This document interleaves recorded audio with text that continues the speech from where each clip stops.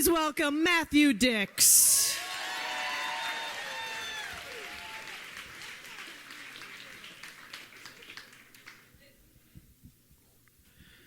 It's March of 2008, and my wife Alicia comes to me, and she tells me that we're having sex tonight.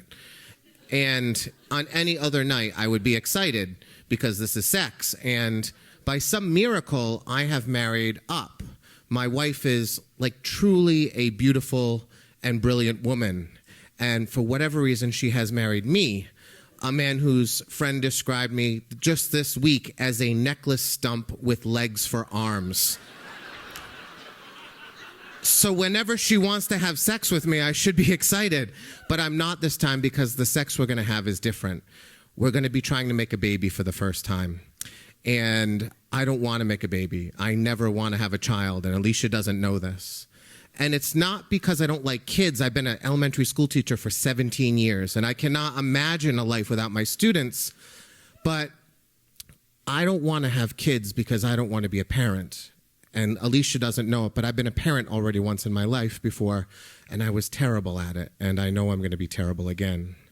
When I was a little boy, my parents were not the ideal role models for parenting. They approached parenting the way people approach the television show Law and Order. You can sort of dip in and catch an episode and then dip out and not really lose the narrative ever. And so there are these vast chasms in my life, in my childhood, where there's no parental figure. And because I'm the oldest of 5, I am the one constantly filling these chasms. When I'm 9, I am babysitting my brothers and sisters until 2 o'clock in the morning while my parents are out. So I'm sitting on my couch under this Afghan, terrified, partially because I'm watching Twilight Zone, which scares the shit out of me. But also because even at 9, I know that if something bad happened, there's nothing I can do about it. It's like I have the weight of the world in my hands, and my hands are too small for the weight of the world. And so at every pond and pool, I am the lifeguard.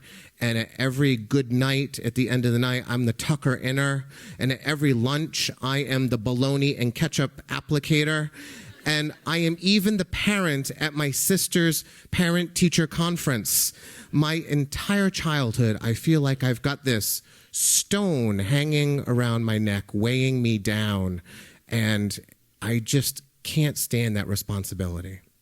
And so when I turn 18, I leave home, and I break ties, and I put that responsibility behind me. And it's a terrible 5 years of my life. I'm poor, I end up homeless, I end up in jail. I am the victim of a terrible violent crime, but throughout those years, they're almost better than my childhood because the only person I have to worry about at that time is myself, and I have no one else to be concerned with.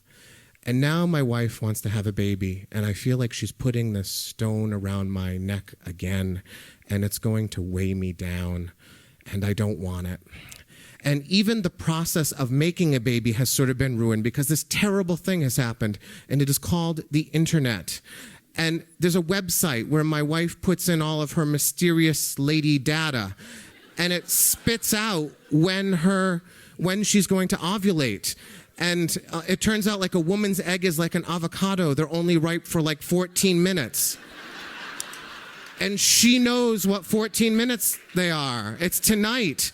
And so instead of this like relentless carpet bombing of my wife's uterus, which I'm really looking forward to, instead I'm relegated to a surgical strike. It is one night, and this is my shot.